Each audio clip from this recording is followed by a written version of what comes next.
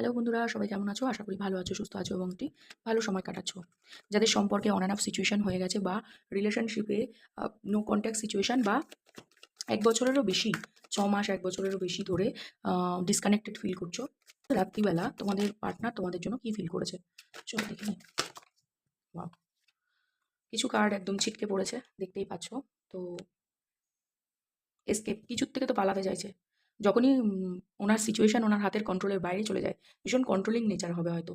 এর জন্যই উনি পালিয়ে যাওয়া পছন্দ করে। আন্ডারস্ট্যান্ডিং, বুঝতে পেরেছে তুমি কেন ওনার জন্য এত চিন্তা করো বা তুমি এখনো কেন ফিল করছো। এটা ওনার এখন বুঝতে পেরেছে।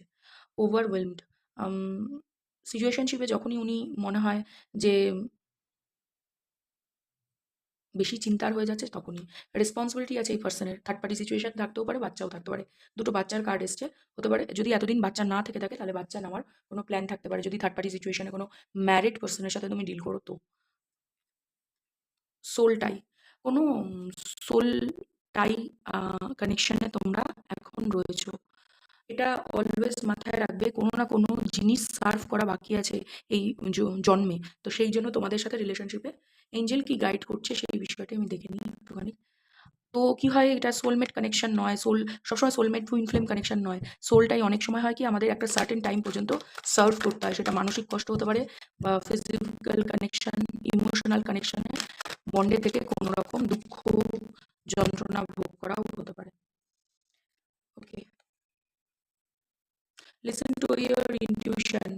যে পালিয়ে গিয়েছিল সেই ব্যাপারটা নিয়ে তুমি যে ধরনের ধারণা করছো সেটাই হয়তো তোমার ইনটিউশন তোমায় বলছে যে কারণটা কি ছিল পালিয়ে যাওয়ার বা এরকম অন অফ সিচুয়েশনে রাখার কারণটা কি। ওভারওয়েলমড, কেন এত কিছুর থেকে টাকা পয়সা হতে পারে, অন্য রিলেশনশিপ থাকতে পারে, সেখান থেকে রিকভারি করার জন্যই তোমাকে ছেড়ে দিয়েছিল মাছ দরিয়ায়। আন্ডারস্ট্যান্ডিং, তো বিগ হ্যাপি চেঞ্জেস। বর্তমানে উনি তোমার ফিলিংসটা বুঝতে শিখেছে যে কেন তুমি ওনাকে মিস করো। রেসপন্সিবিলিটি, বাচ্চার কথাটি বলেছিলাম, বাচ্চা আছে। সোলটাই, এই পরিস্থিতিতে তোমাদের ইন জেনারেল সবার কি করা উচিত? Universe, thank you so much. Okay, নিজের মেডিটেশনের উপরে ফোকাস দাও এবং কিছু জিনিস, পাস্টের ঘটনা রিকল করো। তোমার ইনটিউশন, তোমার গাট ফিলিংস তোমাকে বুঝিয়ে দেবে যে কী করতে হবে। কোনো ডিসিশন মেকিং আছে, রিকভার। টাকা পয়সা নিয়ে কোনো ওভারওয়েলম ছিল তোমার পার্টনার, টাকা পয়সা নিয়ে চিন্তিত ছিল বা কোথাও ইনভেস্ট করেছিল যেখানে লসে চলছিল। দ্যাট ইজ ওয়াই রিলেশনশিপে স্টেবিলিটি আনতে পারেনি।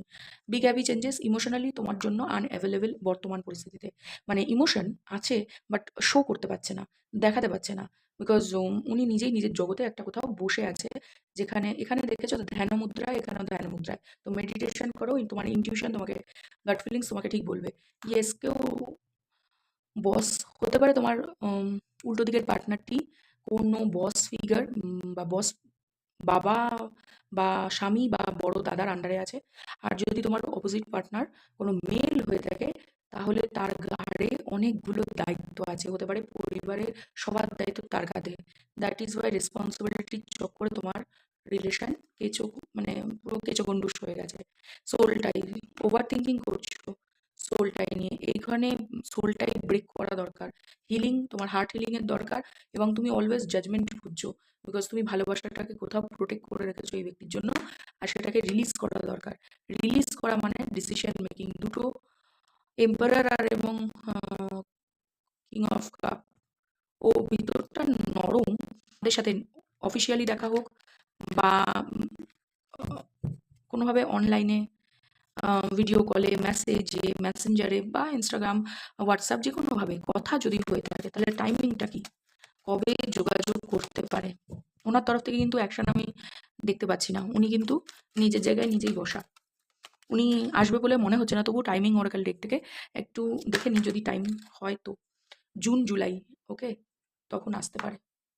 বা কেউ ক্যান্সার সাইনের সাথে ডিল করে থাকতে পারো। উইদিন এ মান্থ, ১ মাসের মধ্যে কোনো রকম ইঙ্গিত পেতে পারো। উইদিন নেক্সট 9 মান্থ, নেক্সট 9 মান্থসের মধ্যে তোমাদের। আর কারো জন্য এপ্রিল, ওকে। কারো জন্য এপ্রিল, কারো জন্য 9 মান্থ, কারো জন্য 1 মান্থ।